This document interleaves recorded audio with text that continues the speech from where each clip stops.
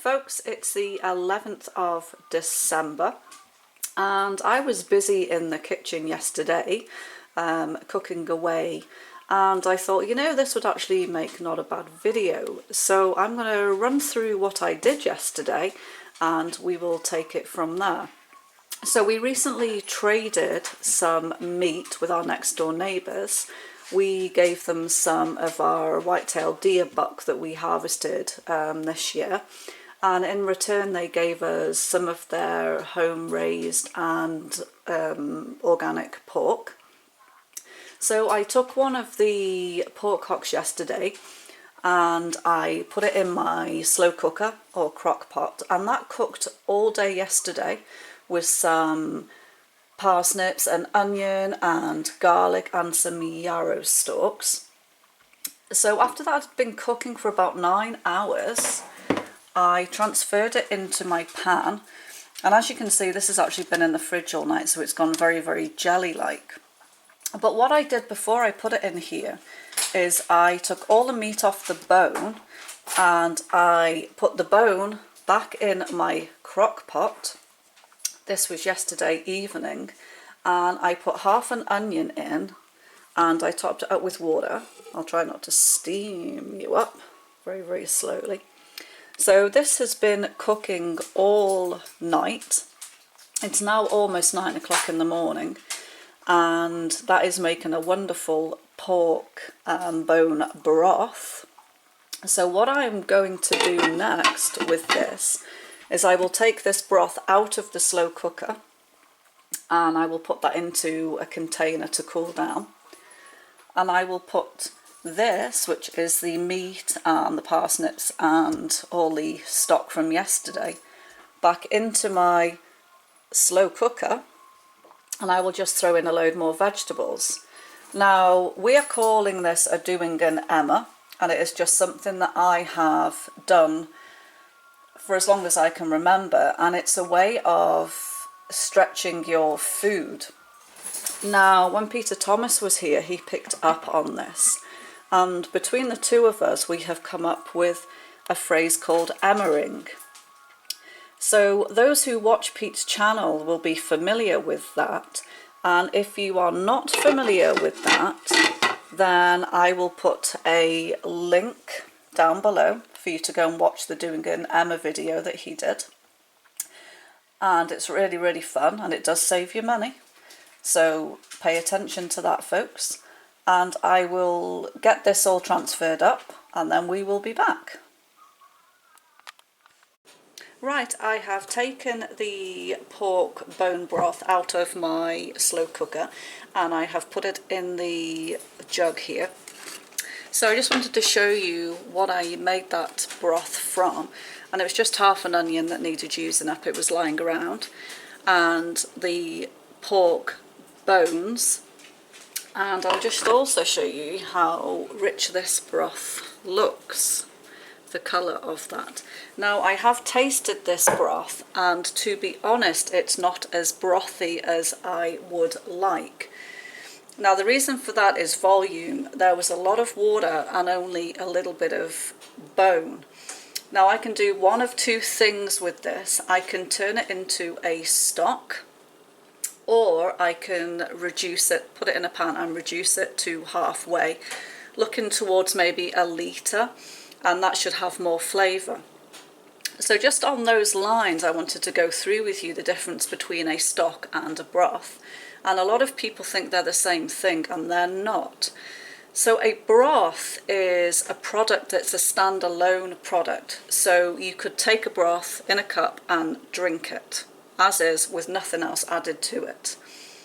Now a stock is usually a product that has had other things in it, like vegetables or onions, herbs, seasonings, and is added to other dishes like casseroles or soups. Now that's not to say you can't add broth to any of those, of course you can, but usually a broth is a standalone product and a stock is a product that you would add into other things. So moving on from there, I'm just going to move these out of the way. And we're going to move on with our casserole, which is gone from the pan I showed you earlier now into my slow cooker over here. So what we're going to do is, first of all, we're going to smash our garlic. And the reason why I am doing this first is because garlic is better if you have chopped it up 10 minutes prior to using. And that is because the compounds in garlic, the really good compounds in garlic that are good for you, the allicin, actually is activated by the oxygen in the air. So after 10 minutes, this garlic will be much more powerful and have much more antioxidants in there than what it would if I just simply chopped it up and threw it in my slow cooker.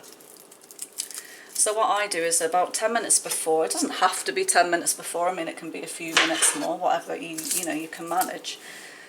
I just really do the garlic, roughly chop the garlic. It doesn't have to be, uniform size. Again, I do like to have different size things in my food. It just gives a little bit of, chunkiness and a bit of extra added flavour to that. So we're just chopping the garlic up, as I say, very, very roughly. And when we've done that, we will get to the other ingredients.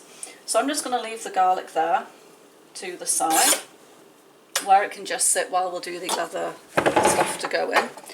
And lying around in the fridge, I have a huge zucchini, or a marrow is what it turned into. Technically not a marrow, they are a different thing, but we call it a marrow anyway. So I'm just going to chop off all of the outside rind, and this is a little old, but I won't waste, nothing gets wasted here.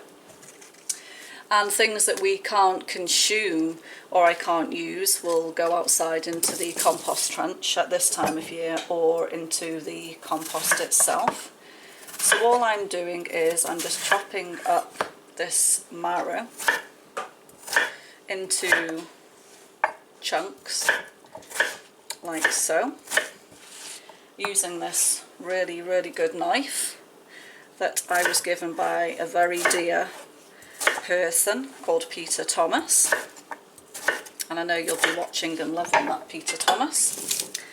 So we're just going to place all of this marrow onto our plate. That's nice and chopped up there.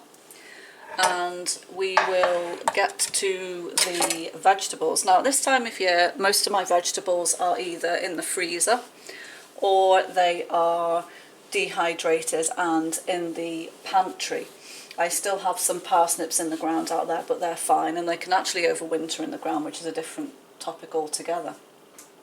So what I have here from the pantry is I have some little onions, and these are small spring onions that I just chopped up and dehydrated.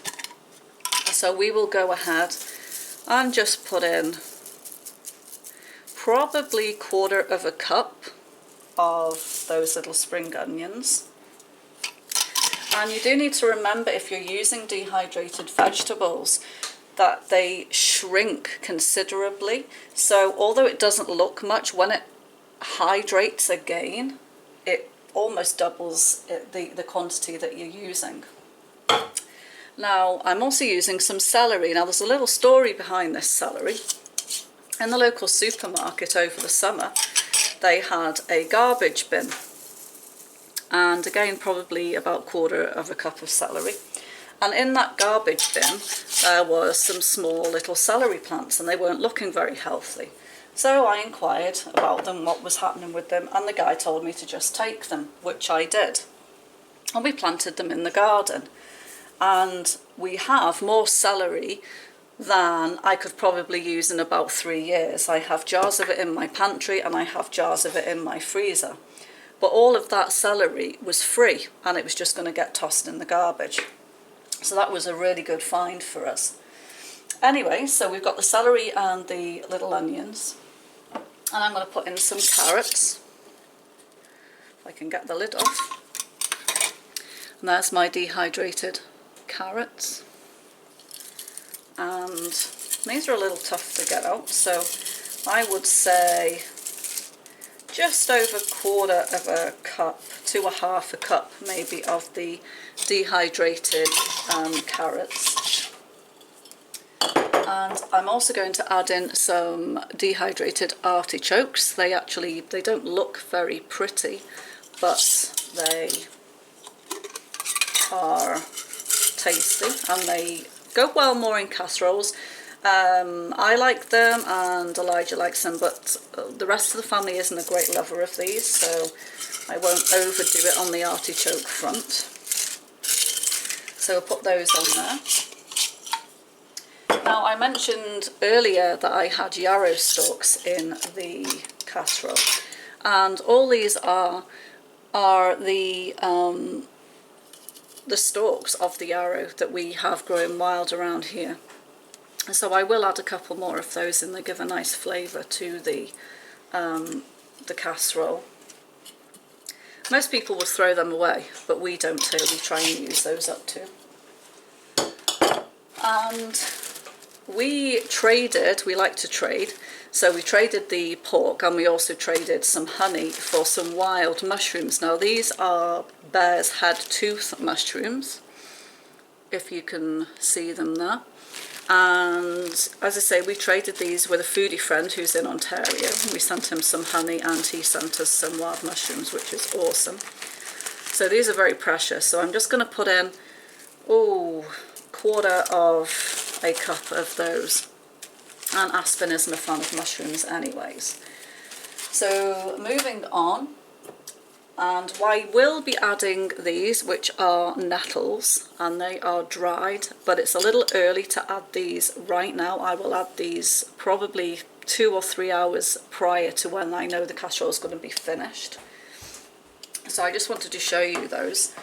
So we are going to add some peppers, just some older peppers that didn't ripen from the garden, so I just dehydrated them. And we'll just put a couple of pinches of those in there as well. Just gives a little extra flavour. And last but not least, some thyme that we have in here. And I will put in 2 good pinches of thyme. And this thyme is from the garden. And we did good on the thyme this year. Alternatively, summer savoury would work really, really well in this too. So now we have all of the vegetables assembled on the plate, and that was nice and easy. Dehydrated vegetables at this time of year are worth their weight in gold, and obviously anything else that we can find that needs using up in the fridge, so we don't waste anything. So I will take you over to the crock pot and we'll get this lot chucked in. So we're over at the crock pot now, and as you can see in here is the casserole that I showed you in the earlier part of the video. The pork, it's still in a big lump. The parsnips that were also from the garden that needed using up. And I forgot to mention that I did actually have in probably about a cup of chickpeas in there as well. So they're all in there and they're warming up. So what we're going to do now, we're going to throw in our garlic. And this garlic is quite fresh, so it's sticking to my hand, and that shows that it's really, really good garlic. So we throw the garlic in there, and we throw in all of our dehydrated vegetables, onions, carrots, wild mushrooms, yarrow, our marrow. Just get all of that in there. Now, I may need to add some more liquid to this because obviously these vegetables, the vast majority of them are dehydrated, so they will soak up quite a bit of liquid. And I do want this to be like a soup. So what I may do because the broth was a little weak, I will probably just use some of this in here. So I will top it up to the line where I can see the broth was before. And that is about good to go now, so we need to just pop the lid on here. It's currently set on high, but as soon as it starts to heat up and I see that it's nice and hot in there, then I will turn it down to low. And this will cook from now, which is 11:30 in the morning, to about 5:30, 6 o'clock this evening. And prior to that time I will add in my nettles, and I will also throw in some baby potatoes that we have in the pantry. So as I say, this will sit here now and it will cook. So I will get back to you when it is nearly done, and we're going to add in our potatoes and nettles. So I will see you then. The casserole has been cooking for a good few hours now. It's 3:42, and I decided not to put little potatoes in here. I'm actually going to make some mashed potatoes to go with it instead. The crock pot's actually quite full as it is, so I didn't want to risk it being overfull and overflowing. But we are going to add about a cup of the dehydrated nettles into there, which we're just going to do now. So we'll give this a stir. I'll just grab the spoon so you can see what it's looking like in there. As you can see, all the nice vegetables and chickpeas are all nicely cooked. It's still got a couple of hours still to go. So we'll just tip in the stinging nettles and just stir those in gently. We don't want to break them up into pieces, just stir those in. It won't take long for them to hydrate up again. So once that's cooked, which will be in a couple of hours, and I serve up, I will bring you back and you can have a look at what it looks like on the plate. The casserole is all cooked and we're ready to serve up our meal. So in the end I went for cheesy mashed potatoes, and Sparrowy wants to say hello this time. Hello Sparrowy. So we went for cheesy mashed potatoes to go with our casserole, and this is my version of doing an Emma, as mentioned earlier, or Emmering, and this meal will probably go another 2 nights with some added extras in there, some more vegetables and whatever I can find to go in there. So we're just about to go and serve this up and eat. So if you liked the video, please subscribe, give a big thumbs up, share the videos, and I will see you next time. Bye. So we have eaten, and I thought I would give a quick look at what was left just to show you. And as you can see, we have actually probably more than half of that casserole left, and we have the mashed potatoes left as well. Now that has fed the 6 of us, and that was the smallest of pork hocks and some homegrown vegetables. That just gives you an idea of what we have left over. And Elijah made a really nice blueberry and apple crumble for pudding. I don't know whether that will get more than 1 serving each though. Anyways, thanks for watching.